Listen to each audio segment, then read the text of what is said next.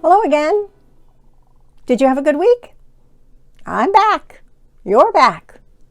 We're back together, right? Remember last week we read, what book did we read? Oh yeah, The Thing Lou Couldn't Do. And what was that thing that Lou couldn't do? Oh yeah, Lou couldn't climb that ginormous tree. I sympathized with her.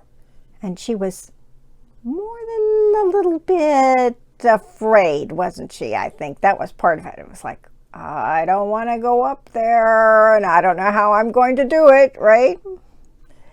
And by the end of the book, she still hadn't climbed the tree, but at least she was going to keep on trying, right? Well, today's book we're going to read is also about someone who has something that he's more than a little nervous about. Let's read and find out, okay? Today's book is called Jambari Jumps. It was written by Gaia Cornwall with illustrations by Christian Robinson.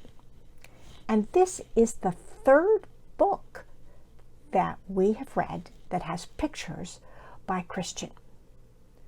The first one was Last Stop on Market Street last year.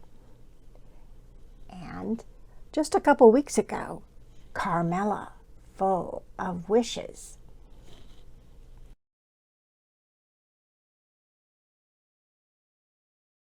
I'm jumping off the diving board today, Jambari told his dad. Really? Said his dad. The diving board was high and maybe a little scary. But Jambari had finished his swimming lessons and passed his swimming test, and now he was ready to jump. I'm a great jumper, said Jambari, so I'm not scared at all. Jambari watched the other kids climb the long ladder. They walked all the way out to the end of the board, as big as tiny bugs. Then they stood on the edge. They spread their arms and bent their knees and sprang up, up, up. And then they dove down, down, down. Looks easy, Jambari said. But when his dad squeezed his hand, Jambari squeezed back. Jambari stood at the bottom of the ladder. He looked up. You can go before me if you want, he told the kid behind him. I need to think about what kind of special jump I'm going to do. Jambari thought and thought. Jambari started to climb. Up and up. This ladder is very tall, he thought. Are you okay? Called his dad. I'm just a little tired, said Jambari. Maybe you should climb down and take a tiny rest, said his dad. A tiny rest sounded like a good idea. When he got to the bottom, Jambari remembered something. I forgot to do my stretches, he said to his dad. Stretching is very important, said his dad. I think tomorrow might be a better day for jumping, Jambari said. They looked up at the diving board together. "It's okay to feel a little scared," said his dad. "Sometimes if I feel a little bit scared, I take a deep breath and tell myself, I am ready. And you know what? Sometimes it stops feeling scary and feels a little like a surprise." Jabari loved surprises. Jambari took a deep breath and felt it fill his body from the ends of his hair right down to the tip of his toes. Jambari looked up. He began to climb up and up and up until he got to the top. Jambari stood up straight. He walked all the way to the end of the board. His toes curled around the rough edge. Jambari looked out as far as he could see. He felt like he was ready. "I love surprises," he whispered. He took a deep breath, spread his arms, and bent his knees. And then he sprang up off the board, flying. Jambari hit the water with a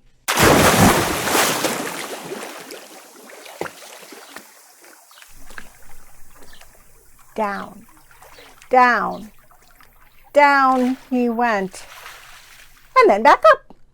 Whoosh! "Jambari, you did it," said his dad. "I did it," said Jambari. "I'm a great jumper. And you know what?" "What?" said his dad.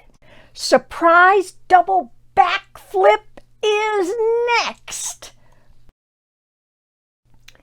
The end. So, well, what do we do when we're afraid? Now, Jabari, he just gathered up his courage and decided to do it, right? Well, sometimes that doesn't work, right? And you can guess. Oh, you can guess. What is it that I probably do when I'm scared? You know me too well. Grab Teddy, give him a hug, and say, oh, right? Sometimes even Teddy doesn't work, right? One thing I like to do is I like to read one book in the Bible because it always has something in it that understands exactly how I feel. Can you guess what it might be? It is Psalms. You're going, Psalms. Oh yeah, okay. Where is that in the Bible? Remember? If you close your Bible and then open it up, right in the middle, you're likely to hit Psalms. Psalms.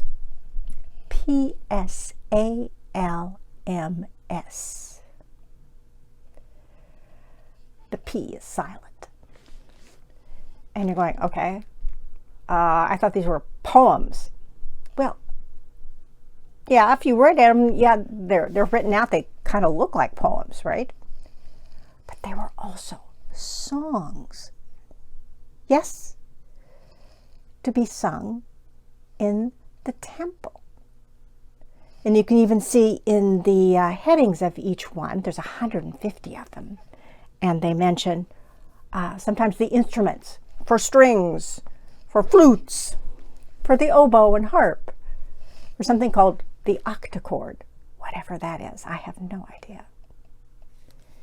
Anyway, and a lot of them think 72-ish of that 150 have some connection with David. David. Remember who David is? The shepherd boy who killed a giant called Goliath. And one thing he did then, what was it? He was best friends with King Saul's son Jonathan. And David played an instrument for King Saul. What did he play? The harp, remember? And he sang songs. Now, the Psalms that are saved in the Bible, a lot of them say they are of David or from David or, attributed somehow to David.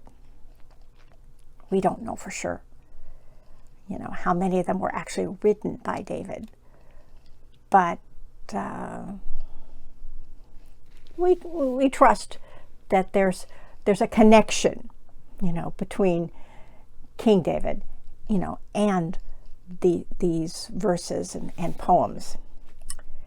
And for example, Psalm 34 says, I seek the Lord, and he answers me and frees me from all my fears. I think we can guess that David was afraid sometimes. And since he didn't have my teddy bear, one thing he did was talk to God about it, right? Which is something we all can do, right? Do you remember to talk to God when you're feeling unsure, when you're feeling even afraid, right? That's something to remember we need to do, right? Because, who is it who loves us? Who's crazy about us? Jesus, right? Now, I hope you have a good week. And yes, you probably just heard the UPS truck go by, right? A little clunk, clunk.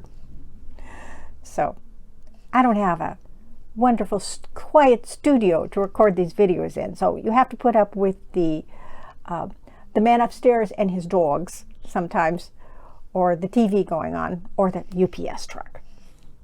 So, have a good week. I hope you enjoyed this video.